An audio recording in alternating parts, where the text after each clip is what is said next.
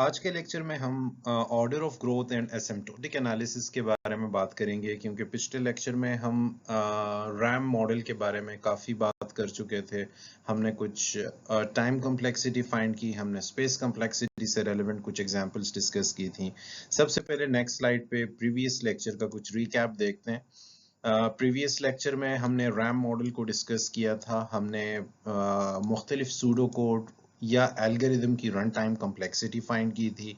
Measuring space and time complexity are important to find the performance of proposed algorithm। तो जो भी algorithm या pseudo code आपके पास होता है तो एक इम्पॉर्टेंट मैयर है कि at the end of the day आप उस एल्गोरिदम की एफिशिएंसी के बारे में बता सको। जब तक आप उसकी स्पेस और टाइम कॉम्प्लेक्सिटी नहीं फाइंड कर लेते तो स्पेस एंड टाइम कॉम्प्लेक्सिटी के जरिए हम उस एल्गोरिदम की परफॉर्मेंस के बारे में डिस्कशन कर सकते हैं। For runtime complexity, identification of input size and number of primitive operations is necessary।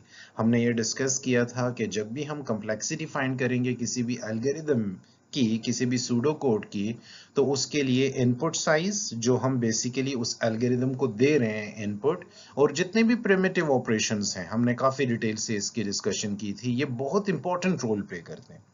आज हम थोड़ा सा एसिम्प्टोटिक नोटेशंस को डिस्कस करेंगे, एसिम्प्टोटिक नोटेशंस की डिटेल्स को डिस्कस करेंगे और देखेंगे कि हम किस तरह एक जेनेरिक फॉर्म में हम अपनी कॉम्प्लेक्स एल्गोरिदम की कॉम्प्लेक्सिटी को डिस्कस करते हैं। सबसे पहले हमने ये सीखना है कि हम एल्गोरिदम को एनालाइज किस तरह कर सकते हैं। अगर एल्गोरिदम हमारे पास हमारे सामने लिखा हुआ है या सेम टास्क को मल्टीपल वेज से परफॉर्म करके हमारे सामने कुछ एल्गोरिदम्स उसके लिखे हुए हैं, तो हमने उन एल्गोरिदम्स को एनालाइज कैसे करना है। Now we need to define a number of objective measures। हमने कुछ objective measures अपने सामने रखने हैं और फिर उस पर डिस्कशन करनी है कि आया वो हमारे लिए गुड हैं या बैड हैं हमारे एल्गोरिदम के लिए। सबसे पहले हम ये देखते हैं कि क्या एग्जीक्यूशन टाइम जो एल्गोरिदम का होगा, एक एल्गोरिदम जो एग्जीक्यूट होने में जितना टाइम ले रहा है किसी पर्टिकुलर मशीन पे, क्या वो एक बेहतर मेजर है हमारे लिए। क्या हम एग्जीक्यूशन टाइम के बेस पे कंपैरिजन कर सकते हैं दो एल्गोरिदम का। तो आपके सामने जवाब लिखा हुआ है, हमने इसे डिस्कस करना है। ये आंसर है कि it's not a good measure to compare the algorithms on the basis of execution times. क्यों? अब जब आप डिफरेंट मशीन्स की बात करें, एक एल्गोरिदम को मैं कोर i3 पे रन करता हूं, उसी एल्गोरिदम को मैं कोर i5 पे रन करता हूं और उसी एल्गोरिदम को मैं कोर i7 में करता हूं, क्योंकि डिफरेंट मशीन्स हैं हमारे पास, डिफरेंट स्पेसिफिकेशंस हैं, हमारे प्रोसेसर का आर्किटेक्चर डिफरेंट है। तो मैं एल्गोरिदम का कंपैरिजन कभी भी इस तरह नहीं कर सकता कि मैं डिफरेंट स्पेक्स की मशीन पे उसे रन करूं तो डेफिनेटली उसने कहीं कम टाइम में एग्जीक्यूट होना है, कहीं ज्यादा टाइम में एग्जीक्यूट होना है। तो मैं ओवरऑल अपने एल्गोरिदम, क्योंकि एल्गोरिदम में आपके पास इंस्ट्रक्शंस होती हैं, एल्गोरिदम को आप इनपुट प्रोवाइड करते हो, एल्गोरिदम आपके लिए आउटपुट जनरेट करता है। तो just on behalf of execution time, it's not a good parameter कि मैं सिर्फ एग्जीक्यूशन टाइम के बेस पे उन एल्गोरिदम्स को कंपेयर करूं। क्या मैं count the number of statements to be executed, जो आपके सूडो कोड या एल्गोरिदम में स्टेटमेंट्स लिखे हुए हैं, क्या मैं उनके एग्जीक्यूशन के बेस पे कर सकता हूं? आंसर आपके सामने लिखा हुआ है, it's also not that good parameter to compare the algorithms और सूडो कोड। क्यों? अभी हम इसे डिटेल से डिस्कस करते हैं। देखें, मैं आपको एक टास्क देता हूं कि आपने किसी भी नंबर का फैक्टोरियल फाइंड करना है, तो मे बी स्टूडेंट ए इस टास्क को कंप्लीट करने के लिए 5 लाइंस ऑफ कोड लिखे, मे बी स्टूडेंट 2 इसी पर्टिकुलर टास्क को कंप्लीट करने के लिए 2 लाइंस का कोड लिखे। तो क्योंकि नंबर ऑफ स्टेटमेंट्स वेरी करती रहती हैं, इस वजह से हम कभी भी सिर्फ नंबर ऑफ स्टेटमेंट्स को जहन में रख के एल्गोरिदम्स का कंपैरिजन नहीं करेंगे। तो इस पर्टिकुलर स्लाइड पे दो चीजें हमारे सामने मेंशन की गई हैं। क्या हम एग्जीक्यूशन टाइम के बेस पे एल्गोरिदम्स का कंपैरिजन कर सकते हैं? हमने विद एग्जांपल डिस्कस किया कि it's not possible, it's not basically a good measure. क्या हम नंबर ऑफ स्टेटमेंट्स जो उस पर्टिकुलर सूडो कोड में हैं, जो उस टास्क को परफॉर्म करने के लिए आपने लिखी हुई हैं, क्या उन्हें काउंट करके हम एल्गोरिदम की कॉम्प्लेक्सिटी फाइंड कर सकते हैं? तो वो इसलिए नहीं कर सकते क्योंकि सेम टास्क के लिए डिफरेंट प्रोग्रामर्स या different students, different set of codes, different number of lines, execute करवा सकते हैं, अपना प्रोग्राम लिख सकते हैं, तो it's also not a good manner. Hopefully आपको समझ आ गई होगी। हम अब नेक्स्ट स्लाइड पे इसकी एग्जांपल डिस्कस करते हैं। हमारे पास एल्गोरिदम 1 है, एल्गोरिदम 2 है। सेम टास्क यहाँ परफॉर्म हो रहा है। एक एरे है हमारे पास जिसका साइज क्या है, कैपिटल N। एक तरीका ये है कि हम इस टास्क को इस तरह, हमने basically at the end of the day array के एलिमेंट्स को, कुछ एरे के इंडेक्सेस पे कुछ एलिमेंट्स असाइन करने हैं, चाहे वो 0 हो चाहे वो कोई और वैल्यू हो।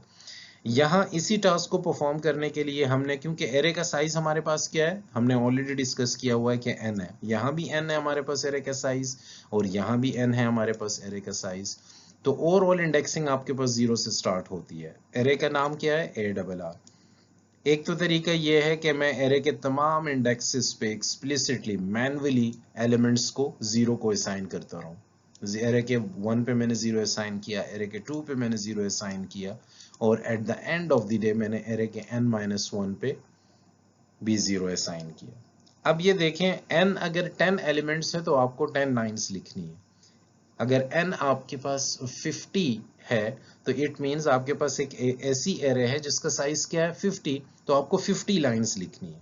यहां देखें, सेम टास्क आप एल्गोरिदम 2 में परफॉर्म कर रहे हो 2 लाइंस के जरिए। आपने एक लूपिंग स्ट्रक्चर लिखा, लूपिंग स्ट्रक्चर में कंडीशन आपने कहां तक चलाई, जहां तक n है, बेसिकली कैपिटल N की जो भी वैल्यू होगी, और उसके बाद आपने लूप की बॉडी में एक ही स्टेटमेंट लिखी, array of i is equal to 0। तो ये सारी की सारी लाइंस आपके लिए, ये सारी की सारी फंक्शनैलिटी आपके लिए सिर्फ 2 लाइंस में परफॉर्म हो रही है यहाँ पे। तो दैट्स व्हाई हमने पिछली स्लाइड पे डिस्कस किया कि इट्स नॉट गुड कि हम सिर्फ और सिर्फ नंबर ऑफ लाइंस के बेस पे या नंबर ऑफ स्टेटमेंट्स के बेस पे एल्गोरिदम का कंपैरिजन करें या एल्गोरिदम की एफिशिएंसी फाइंड करें। तो होपफुली अब आप समझ गए होंगे कि क्यों हमने ये डिसाइड किया कि नंबर ऑफ स्टेटमेंट्स के बेस पे हम एल्गोरिदम का कंपैरिजन नहीं करेंगे।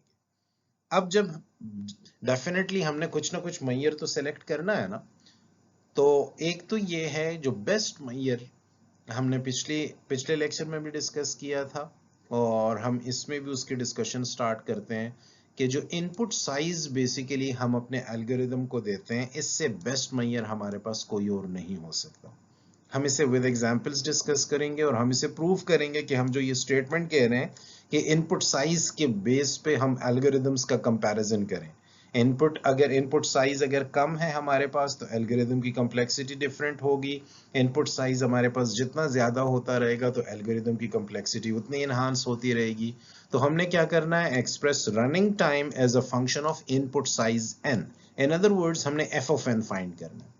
इन अदर वर्ड्स हमने f ऑफ n फाइंड करना है। हर एल्गोरिदम के लिए हम f of n, second algorithm के लिए हम g ऑफ n, ठीक है, हम मुख्तलिफ फंक्शनैलिटीज को।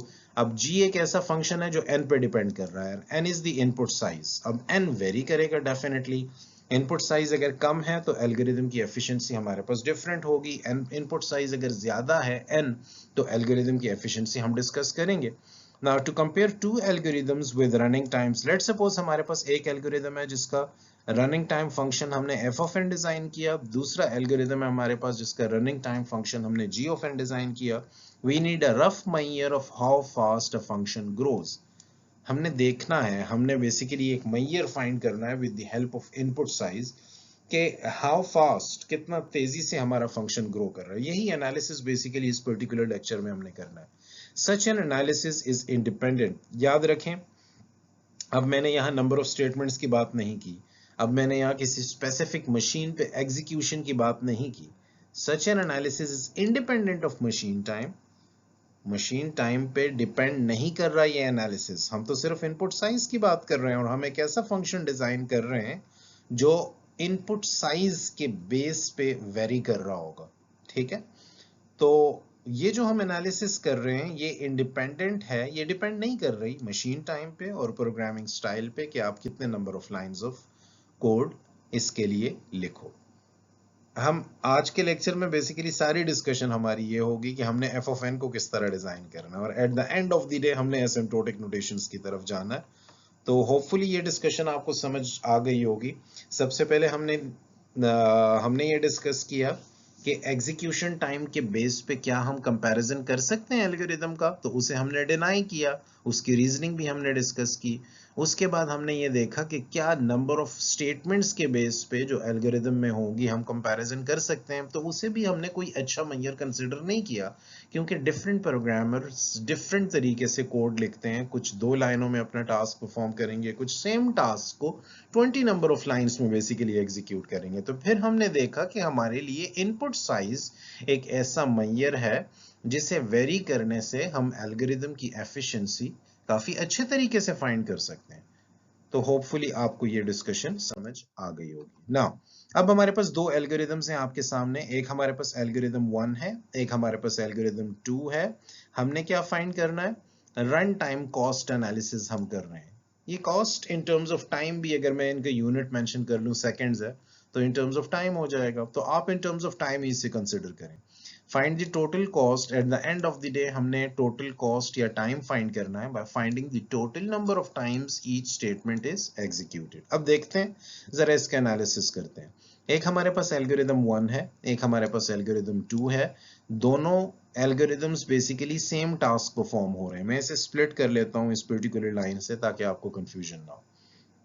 अब देखें, इस एल्गोरिदम को अगर आप देखेंगे एल्गोरिदम 1 को, तो सबसे पहले कुछ एलिमेंट्स असाइनमेंट ऑपरेशन हो रही है। तो असाइनमेंट ऑपरेशन को मैंने C1 कहा, तो यहां भी असाइनमेंट ऑपरेशन हो रही है, इसे भी मैंने C1 कहा, इसे भी मैंने C1 कहा। तो ओवरऑल इस एल्गोरिदम को कंप्लीट करने के लिए n नंबर ऑफ ऑपरेशंस मैंने परफॉर्म करने हैं, n नंबर ऑफ ऑपरेशंस मैंने परफॉर्म करने हैं। और C1n अगर मैं इसे लिखूं, तो ये C1 n अगर मैं इसे लिखूं तो ये गलत नहीं होगा, ठीक है। x basically in terms of function हम लिखना चाहते हैं, तो f of x is equal to अगर C1xn आप लिखना चाहें तो x की टर्मिनोलॉजी आपको इसलिए नजर आ रही है। तो ओवरऑल मैं इन तमाम कॉस्ट को एड अप करूंगा, C1 प्लस C1 प्लस, तो क्योंकि n टाइम्स कैपिटल N पे बेसिकली बेस कर रहा है कि n is basically the size of the array, हम प्रीवियस स्लाइड पे ये डिस्कस कर चुके हैं।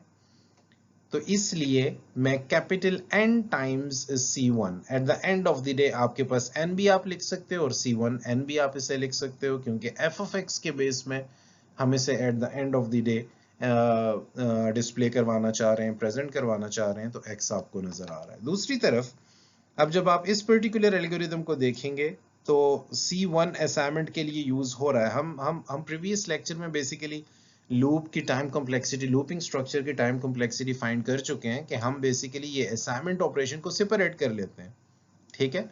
और हमारे पास कंडीशन ऑपरेशन ये अलग है, और ये i++ हमारे पास बेसिकली असाइनमेंट ऑपरेशन ही है। i is equal to i+1, ये हमारे पास असाइनमेंट ऑपरेशन ही है। तो ओवरऑल अगर आप असाइनमेंट ऑपरेशन देखें तो 3 असाइनमेंट ऑपरेशन है आपके पास, C1 ये वाला, C1 ये वाला असाइनमेंट ऑपरेशन और C1 ये वाला। तो 3C1 हमारे पास हो जाएगा, और 3C1 क्योंकि 3 कोएफिशिएंट है तो उसे हम C1 ही कंसिडर करेंगे at the end of the day. तो ओवरऑल देखें यहाँ क्या लिखा हुआ है, C2n+1। बेसिकली C2n+1 इसलिए लिखा हुआ है, C2 इस कंडीशन के लिए है और इस कंडीशन ने n टाइम्स नहीं चलना, n+1 टाइम्स चलना है। n+1 मैंने क्यों लिखा है, क्योंकि लास्ट आइट्रेशन भी तो इस कंडीशन ने परफॉर्म करनी है जो कि फॉल्स होगी। अगर n का साइज 10 है, ठीक है, n का साइज अगर 10 है तो 9 तक तो इसने ठीक चलना है, लेकिन जब वैल्यू 10 हो जाएगी और ये कंडीशन डेफिनेटली लास्ट आइट्रेशन पे फॉल्स होने लगी है, लास्ट टाइम जब इसके पास कंट्रोल आएगा और i की वैल्यू 10 हो जाएगी, i की वैल्यू 10 होगी, तो डेफिनेटली इसने 10 इज लेस देन 10 नहीं होगा आपके पास, तो वो बेसिकली n+1 आइट्रेशन आपके पास होगी। तो होपफुली ये बात आप समझ गए हो। और x क्योंकि हम फंक्शन के बेस में अब हम लिख रहे हैं, तो ये x आपको टर्मिनोलॉजी यहाँ नजर आ रही है। तो C2 अगर x आप नहीं भी लिखते, ठीक है, तो कोई प्रॉब्लम नहीं होगी। तो C2 बेसिकली कंडीशन के लिए यूज हो रहा है और कंडीशन n+1 टाइम एवेल्युएट होगी, तो n+1 इंटू C2 आपको नजर आ रहा है। और उसके बाद C1 जितने टाइम n टाइम्स परफॉर्म होगा, डेफिनेटली जितने टाइम्स लूप चलेगा उतने टाइम्स आपके ये तमाम के तमाम ऑपरेशंस परफॉर्म होने लगे हैं।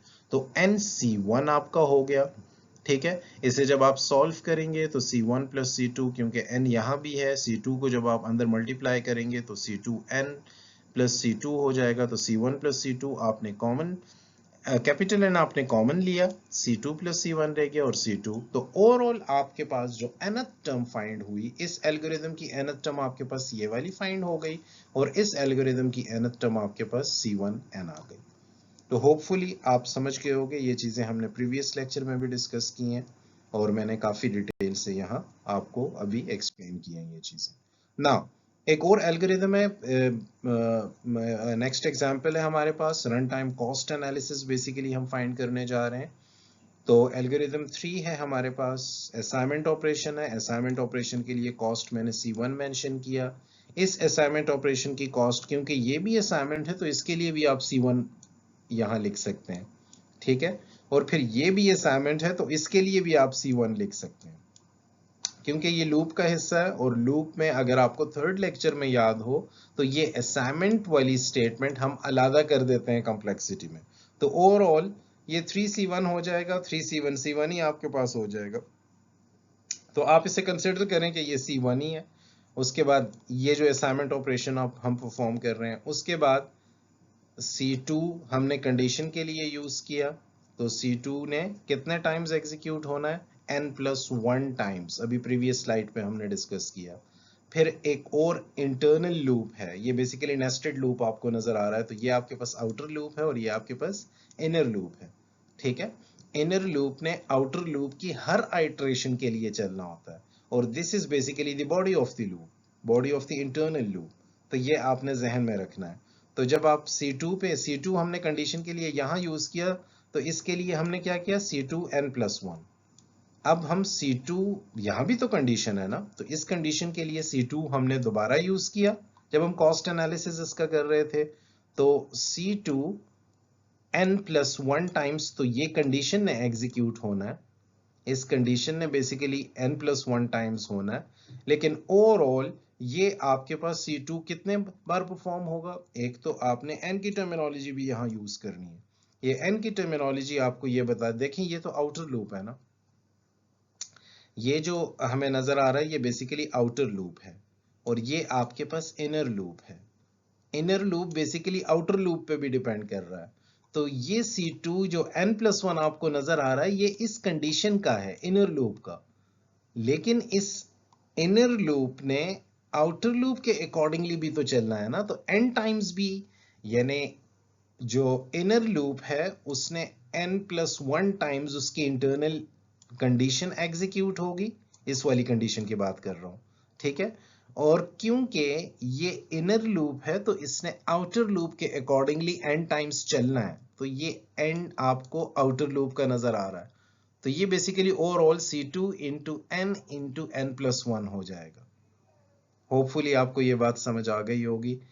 मैं जब J वाले लूप की बात कर रहा हूं तो ये n+1 बेसिकली J वाले लूप की कंडीशन का बता रहा है, जो मैंने प्रीवियस स्लाइड पे भी एक्सप्लेन किया और यहां भी एक्सप्लेन किया, ठीक है। क्योंकि इंटरनल लूप ने आउटर लूप के अकॉर्डिंगली एग्जीक्यूट होना है और outer loop n times execute होगा, तो n टाइम्स आपको ये भी नजर आ रहा है, ठीक है। उसके बाद नेक्स्ट चलते हैं, जो इंटरनल लूप की बॉडी है, जहां sum is equal to sum plus array of i j है। तो C3, क्योंकि इसमें नेस्टेड लूप है, तो नेस्टेड लूप की वजह से आउटर लूप ने भी n टाइम्स चलना है, इनर लूप ने भी n टाइम्स चलना है, तो n इंटू n आपके पास n² हो जाएगा। और C3 is basically used for indexing, indexing के लिए हमने यूज किया, क्योंकि असाइनमेंट के लिए तो हम ऑलरेडी C1 यूज कर चुके थे ना। तो इंडेक्सिंग के लिए हमारे पास C3 यूज हुआ है, क्योंकि ये दोनों लूप पे डिपेंड कर रहा है, इंटरनल और एक्सटर्नल दोनों लूप्स पे। एक्सटर्नल लूप ने भी n टाइम्स एग्जीक्यूट होना है, इंटरनल लूप ने भी n टाइम एग्जीक्यूट होना है, तो ओवरऑल आपके पास C3 n² आ गया है और हमने ओवरऑल इन सबको ऐड करना है, तो हमारे पास nth टर्म आ जाएगी। तो होपफुली ये डिस्कशन आप समझ गए होंगे। इन केस अगर कहीं भी आपको प्रॉब्लम हो तो आप कमेंट्स कर सकते हैं। नाउ एसिम्प्टोटिक नोटेशंस की तरफ जाते हैं। देखें, अब हमने लूपिंग स्ट्रक्चर के nth टर्म भी फाइंड कर ली, हमने इनपुट साइज के अकॉर्डिंगली nth टर्म फाइंड की और हमने ये भी डिसाइड किया कि अब हम जब एल्गोरिदम का कंपैरिजन करेंगे या एफिशिएंसी फाइंड करेंगे तो on the basis of input size हमने करना है। तो अब हम एसिम्प्टोटिक एनालिसिस की तरफ जाते हैं। To compare two algorithms with running time let's suppose दो एल्गोरिदम्स हैं हमारे पास, हम उन्हें कंपेयर करना चाहते हैं। एक algorithm f of n time basically ले रहा है एग्जीक्यूट होने के लिए, और दूसरा एल्गोरिदम g ऑफ n ले रहा है। ये आपने जहन में रखना है कि अब हम इनपुट साइज के बेस पे तमाम की तमाम कंपैरिजन कर रहे हैं। अब हम इनपुट साइज n के बेस पे तमाम कंपैरिजन कर रहे हैं। We need a rough measure that characterizes how fast each function grow. उस रफ मेजर को हम क्या नाम देंगे? रेट ऑफ ग्रोथ का।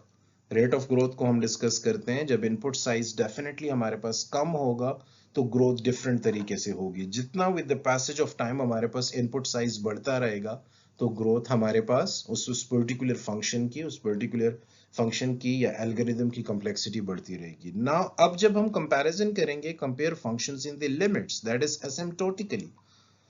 जब हम एसिम्प्टोटिक एनालिसिस करते हैं तो हमारे पास लिमिट, अब इस लिमिट का क्या मतलब है? जब भी हम एल्गोरिदम्स की एफिशिएंसी फाइंड करते हैं, एल्गोरिदम का एनालिसिस करते हैं और फिर एसिम्प्टोटिक एनालिसिस करते हैं, तो एक हमारे पास अपर बाउंड होता है और एक हमारे पास लोअर बाउंड होता है। एक हमारे पास अपर बाउंड होता है और एक हमारे पास, ये जो लिमिट की बात की जा रही है ये बेसिकली इसके दरमियान की बात की जा रही है कि हम जब भी एल्गोरिदम की कॉम्प्लेक्सिटी फाइंड करेंगे तो हम लोअर बाउंड और अपर बाउंड के दरमियान ही फाइंड करेंगे।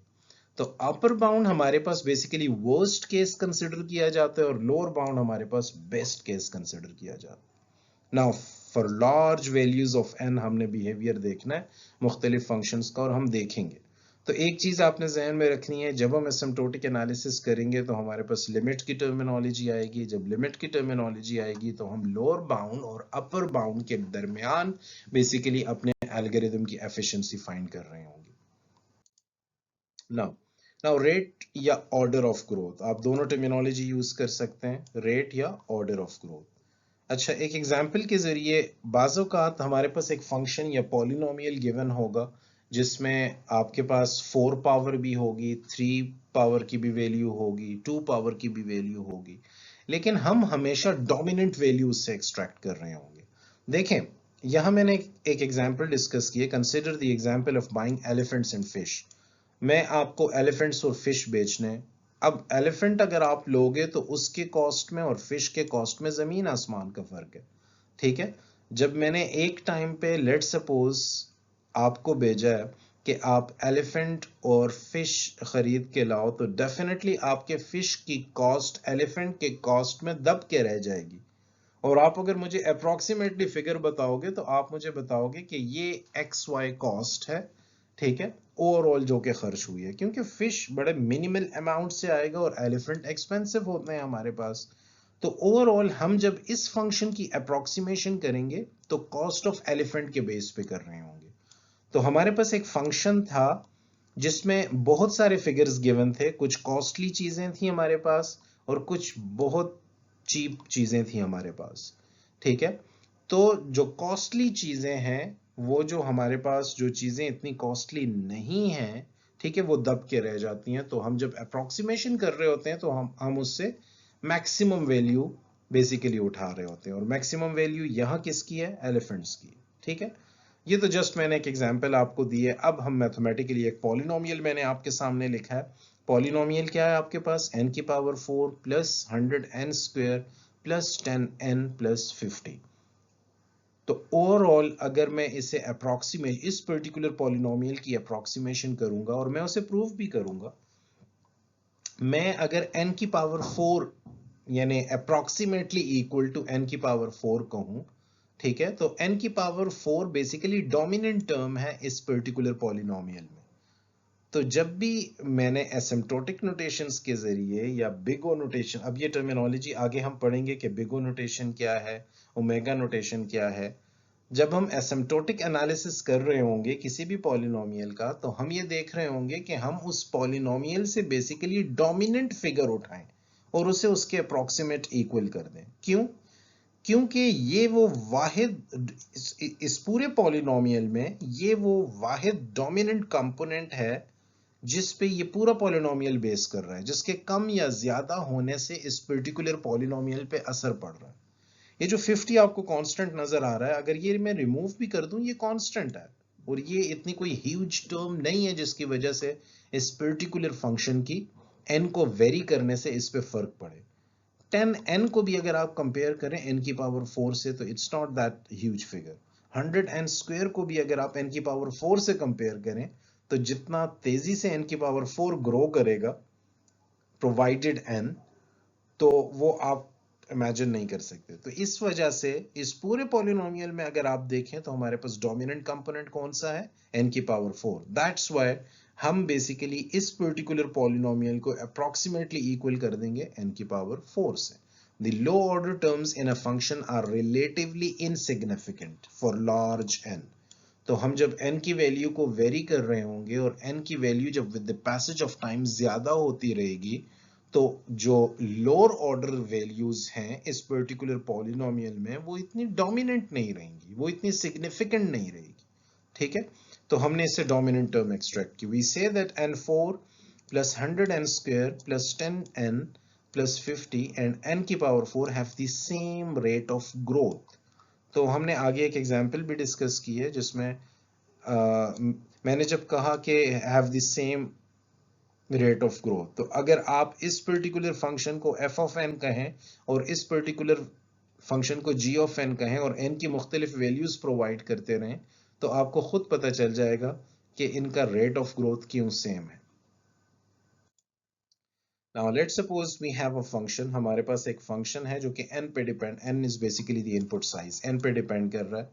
अब हम देखते हैं कि important point to be noted when you are finding the order of growth। जब आप order of growth find करें तो कुछ चीजें जो आपके लिए बहुत important हैं।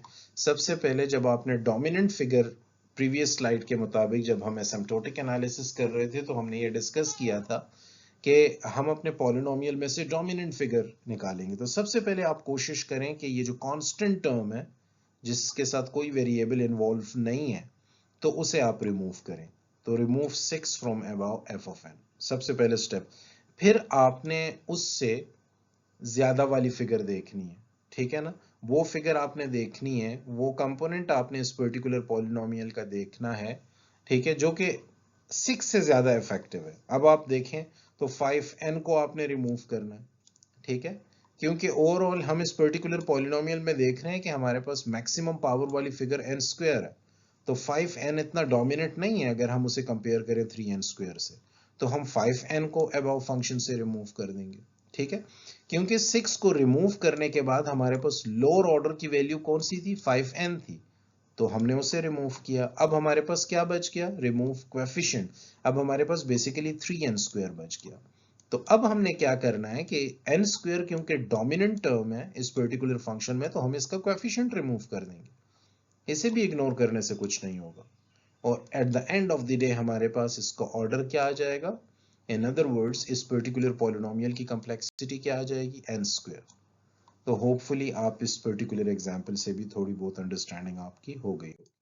Now rate of growth is basically nearly equal to asymptotic analysis. Now using rate of growth as a measure to compare different functions implies comparing them asymptotically।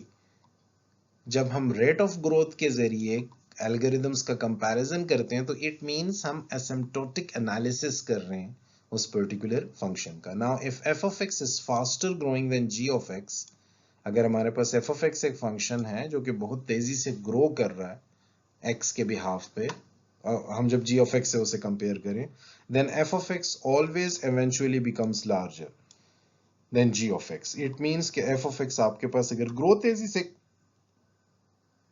कर रहा है तो वो लार्जर होगा g of x से in the limits. ये आपने लाजमी जहन में रखना है अपर बाउंड और लोअर बाउंड के दरमियान, और ये हम हमेशा लार्ज वैल्यूज ऑफ x के लिए देखेंगे। अगर f of n फंक्शन होगा तो लार्ज वैल्यू ऑफ n के लिए हमने उसका एनालिसिस करना है। नाउ हमारे पास एक एग्जांपल है, suppose you are designing a website to process user data. हम एक वेबसाइट डिजाइन करने लगे हैं जिसमें हम यूजर के डेटा को प्रोसेस करेंगे और उस डेटा को हमने क्या कहा, फाइनेंशियल रिकॉर्ड्स हैं लेट्स सपोज हमारे पास। नाउ सपोज हमारे पास प्रोग्राम ए क्या है जिसका हमने फंक्शन डिजाइन किया। Suppose programme A takes 30n plus 8 microseconds to process any n records। n records को प्रोसेस करने के लिए प्रोग्राम ए कितना टाइम ले रहा है, 30n plus 8। ठीक है, और n रिकॉर्ड्स को ही प्रोसेस करने के लिए प्रोग्राम b कितना टाइम ले रहा है, n स्क्वायर प्लस 1 माइक्रोसेकेंड्स। तो हम जस्ट एन एग्जांपल डिस्कस कर रहे हैं ताकि आपको बिहेवियर पता चल जाए कि n रिकॉर्ड्स को प्रोसेस करने के लिए प्रोग्राम a हमारे पास 30n प्लस 8 माइक्रोसेकेंड्स ले रहा है, और n रिकॉर्ड्स को प्रोसेस करने के लिए जो प्रोग्राम b है हमारे पास वो n square plus 1 microseconds time ले रहा है। इट्स जस्ट एन एग्जांपल, आप डिफरेंट फंक्शंस ले सकते हैं, आप एक ऐसी आप न्यूमेरिक क्वांटिटीज भी इसमें ले सकते हैं। Now we have to prove that which program would you choose knowing you will want to support millions of users। यहाँ तो अब आपके पास किसी भी ऑर्गेनाइजेशन में बहुत सारे एम्प्लॉयज हो सकते हैं। अब आपने इन दोनों प्रोग्राम्स में से किस पर्टिकुलर प्रोग्राम को सिलेक्ट करना है जब नंबर ऑफ यूजर्स आपके पास मिलियंस में हो जाए। तो इस पर्टिकुलर एग्जांपल को जहन में रखें, हम फाइनेंशियल रिकॉर्ड्स को मैनेज करने जा रहे हैं।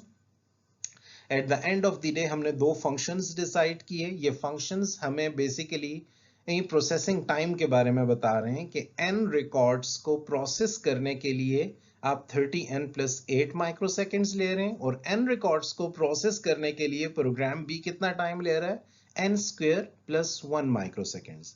हम नेक्स्ट स्लाइड में इसका बिहेवियर देखते हैं कि इसका बिहेवियर कि कौन सा फंक्शन बेसिकली फास्टर ग्रो करेगा और कौन सा फंक्शन कि किस पर्टिकुलर फंक्शन की ग्रोथ हमारे पास लिनियरली होगी। डेफिनेटली हम डिस्कस कर चुके हैं कि on the basis of input size हमने ये चीज डिसाइड करनी है।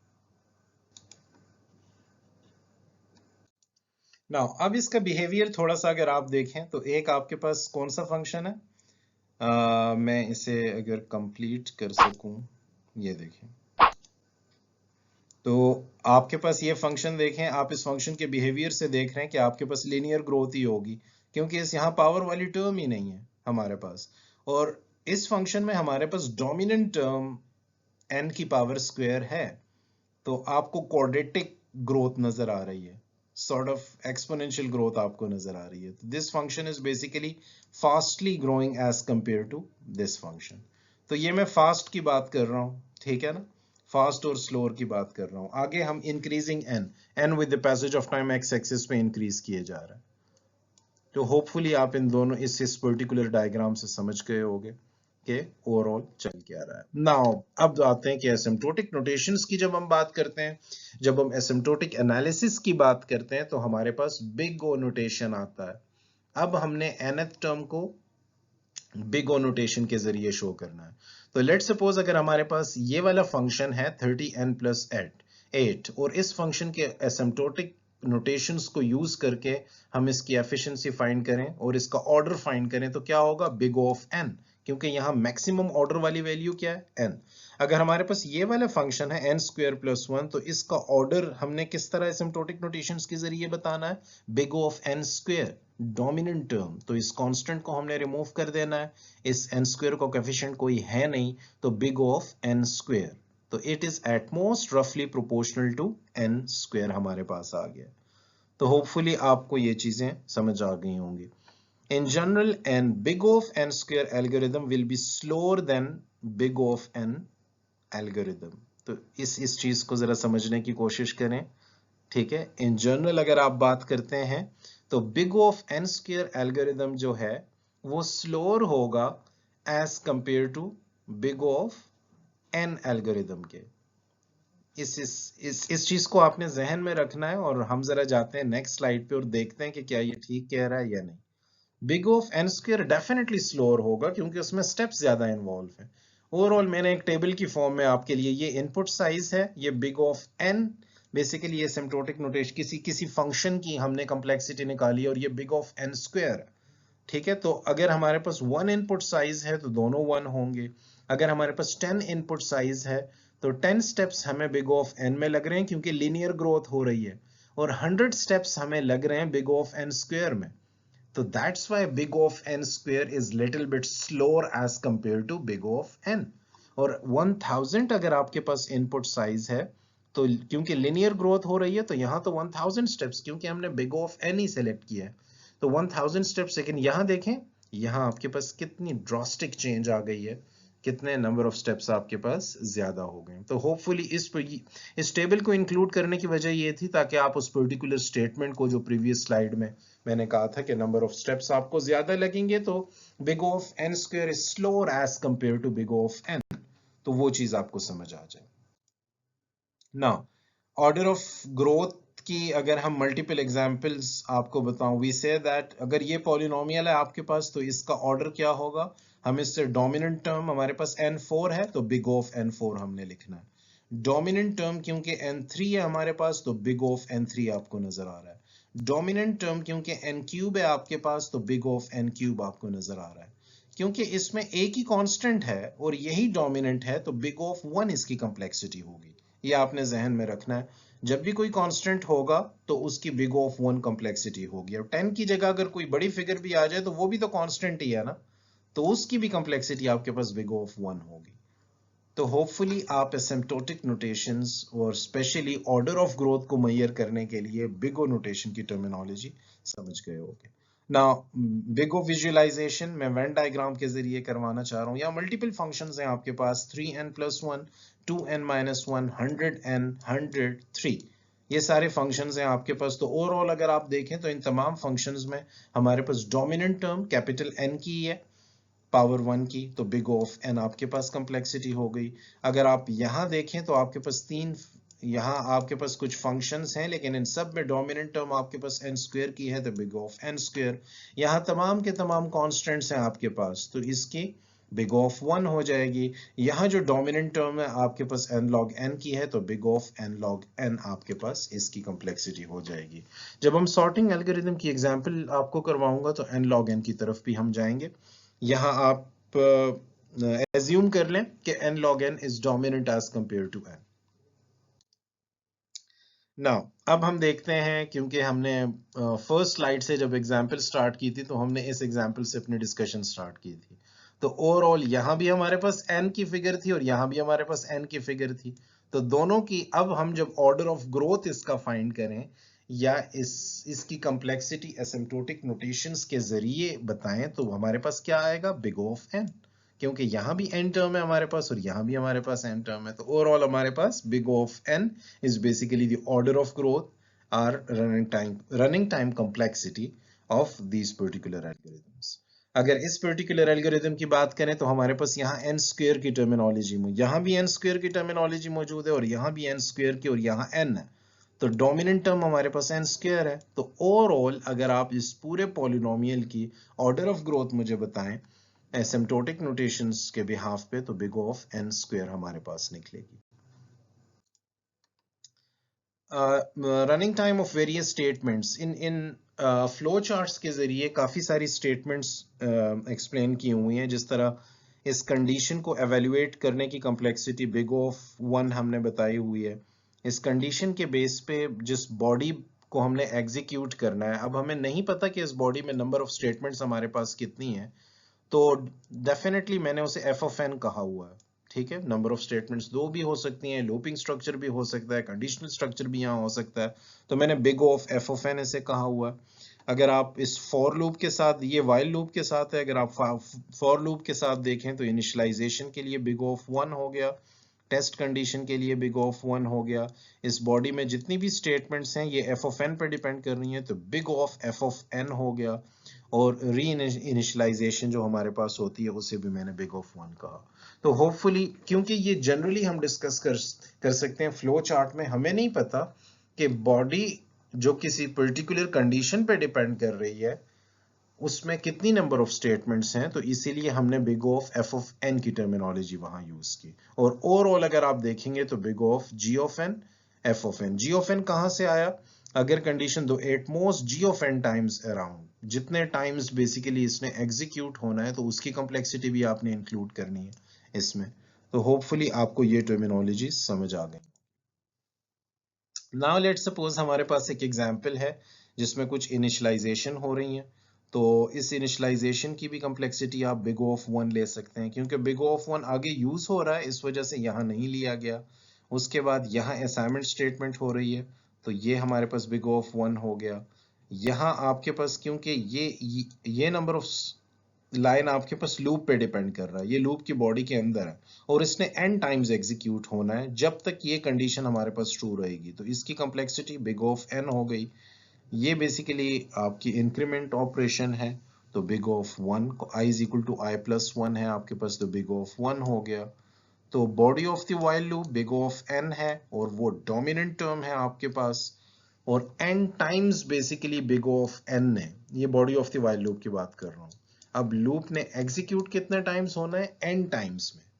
ठीक है, ये जो बिग ऑफ n है बेसिकली ये उसके बॉडी की रेट ऑफ ग्रोथ है। ठीक है, अब इसने n टाइम्स एग्जीक्यूट होना है तो ओवरऑल आपके पास n इंटू n स्क्वायर हो जाएगा।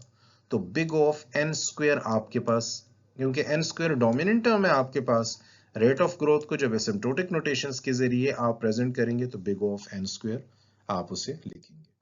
इस पर्टिकुलर एग्जाम्पल में हमने ये कहा कि इस लूप ने n टाइम्स एग्जीक्यूट होना है और उसके बाद एल्स ब्लॉक में क्योंकि सिर्फ असाइनमेंट हो रही है तो बिग ऑफ 1 उसकी कॉम्प्लेक्सिटी हो गई है। तो हमने इस पर्टिकुलर एग्जाम्पल के लिए max of big of n big of 1 वो ऑलरेडी हम डिस्कस कर चुके हैं, जो डोमिनेंट टर्म्स आपके पास होगी। तो यहाँ इस पर्टिकुलर एग्जाम्पल में आपके पास डोमिनेंट टर्म क्या है, बिग ऑफ n। नाउ आज हमने ये डिस्कस किया कि हम जब मल्टीपल एल्गोरिदम्स को आपस में कंपेयर करेंगे तो हमारे लिए वो कौन कौन सी चीज़ें हैं जो कि इम्पोर्टेंट हैं। हमने सबसे पहले देखा कि क्या हम एग्जीक्यूशन टाइम के बेस पे कंपैरिजन कर सकते हैं एल्गोरिदम्स का। तो हमने ये कंक्लूजन निकाला कि हम नहीं कर सकते, क्योंकि डिफरेंट मशीन्स की बेसिकली स्पेसिफिकेशंस डिफरेंट होती है, different machines different and specifications के साथ होते हैं। फिर हमने देखा कि क्या हम नंबर ऑफ स्टेटमेंट्स के बेस पे, नंबर ऑफ इंस्ट्रक्शंस के बेस पे एनालिसिस या कंपैरिजन कर सकते हैं, तो वो भी हमने देखा कि ये पॉसिबल नहीं है हमारे पास। तो हमने at the end of the day ये डिसाइड किया कि हमने इनपुट साइज के बेस पे एनालिसिस करना है। फिर हमने रेट ऑफ ग्रोथ में डोमिनेंट टर्म्स को एक्सट्रैक्ट किया। फिर हमने एसिम्प्टोटिक एनालिसिस की बात की। एसिम्प्टोटिक एनालिसिस के लिए हमने बिग ओ नोटेशन को इंट्रोड्यूस करवाया। तो होपफुली ये सारी चीज़ें आपको समझ आ गई होंगी। नेक्स्ट लेक्चर में हमने एसिम्प्टोटिक एनालिसिस की कुछ डेफिनेशंस देखनी है और कुछ कॉम्प्लेक्स एग्जाम्पल्स देखने हैं एसिम्प्टोटिक एनालिसिस से रेलेवेंट। होपफुली आप ये तमाम टॉपिक्स अंडरस्टैंड कर गए होंगे। इन केस अगर कोई भी इशू हो आपको तो आप कमेंट्स कर सकते हैं। Thank you.